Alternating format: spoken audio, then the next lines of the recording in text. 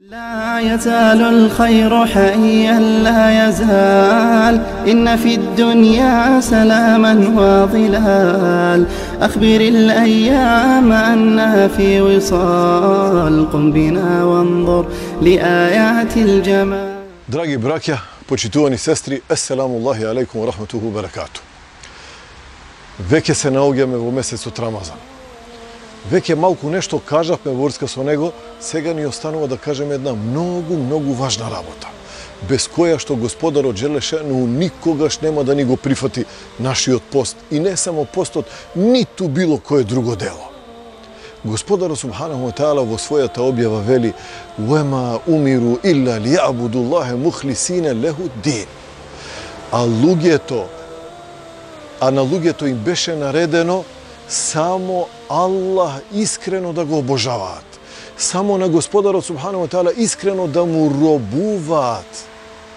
И сега, што значи овој дел од ајетот, искрено да му се робува на Аллах Субханаху ва Таала?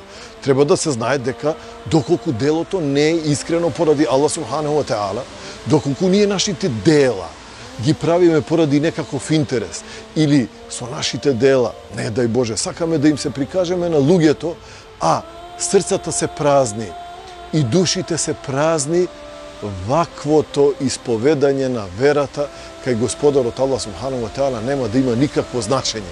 И човекот кој што на ваков начин пристапува кон работите, сами од себе си се осудил на пропаст.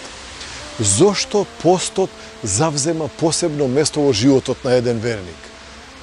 Поради една единствена, многу важна причина. Што и да правиме од нашите дела, дали клањаме, или одиме на хадж, или даваме садака, или сакаме нешто да им помогнеме на луѓето, сите тие наши дела помалку или повеќе се видливи. Некој ќе чуе, некој ќе види, некој ќе дознае за нив. Меѓутоа има една многу важна работа во ибадетот, која што никој друг не ја знае освен Аллах Субханаху ва Таала, па потоа ти. Значи, тоа е онаа блиската и конкретна комуникација помеѓу Аллах Субханаху ва Таала и тебе, драги брате и почитувана сестро. А тоа е моментот на твојата искреност со Аллах Субханаху ва Таала. Дали си искрен во тоа што го правиш за возвишениот Господар Аллах Субханаху ва Таала? Имам Тирмизи регистрирал еден хадис во својата збирка на веродостојни хадиси од Уқбе ибн Муслим, кој вели дека Шуфеј ел-Асбахи влегол во Медина и кога проаѓал, поминувал покрај џамијата на пејгамберот салаллаху алейхи ва селем, видел голема група на луѓе кои се насобрале околу еден човек. Кога се приближил, видел дека човекот во средината, околу кој луѓето се собрале, е никој друг, туку токму Ебу Хурейре, еден од најблиските другари асхаби на пејгамберот алейхи салату ва селам. И Ал-Асбахи му пришол на Ебу Хурейре и му рекол: "Те колнам во Аллах, кажи ми нешто што само пејгамберот алейхи салату ва селам тебе и на никој друг не му го кажал." Тогаш Ебу Хурейре му рекол: "Сега ќе ти кажам нешто што само пејгамберот алейхи салату ва селам ми кажал на мене и на никој друг." Меѓутоа, кога му го рекол тоа, во истиот момент Ебу Хурейре се занел и се онесвестил. По некое време, кога се освестил, повторил: "Ке те известам за тоа што ми го кажа пејгамберот алейхи салам." Паднал и повторно се онесвестил.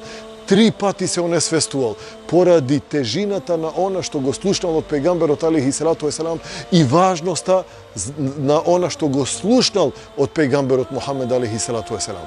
И тогаш Ебу Хурейре почнал да кажува и вели дека на судниот ден Господарот Аллах Субханаху ва Таала ќе повика тројца луѓе. Три личности, машко, женско, не е важно. Вика, првиот ќе биде тој кој што го учел Куранот и луѓето ги подучувал на Куранот.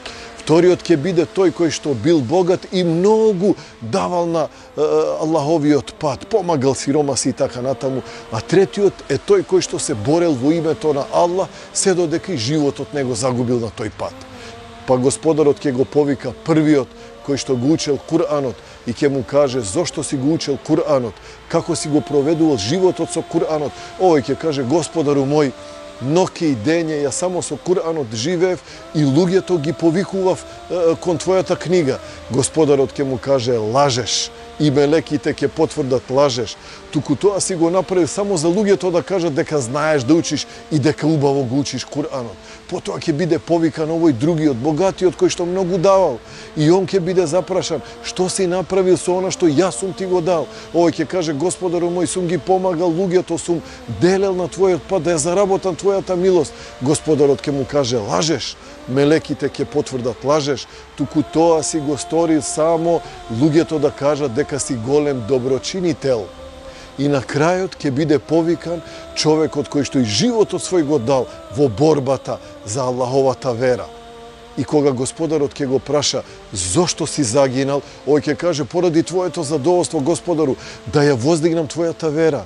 Господарот ќе му каже: лажеш, и мелеките ќе потврдат: лажеш, а Господарот ќе каже: ти тоа си го направил, си го сторил само луѓето да кажат дека си храбар и неустрашив.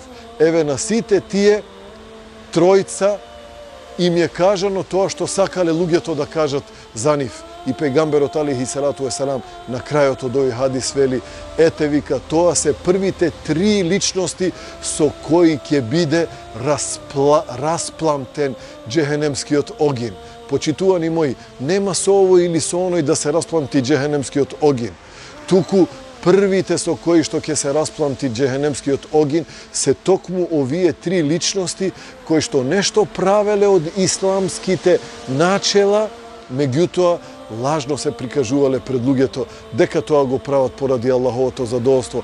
Од таа причина, драги и почитувани мои, искреност и само искреност да тргнеме сите заедно кон конечната цел, а тоа е заработката на милоста Аллахова субханаху ва таала. Само со искреност и со ништо повеќе Аллах да го молиме да не стори да бидеме од искрените.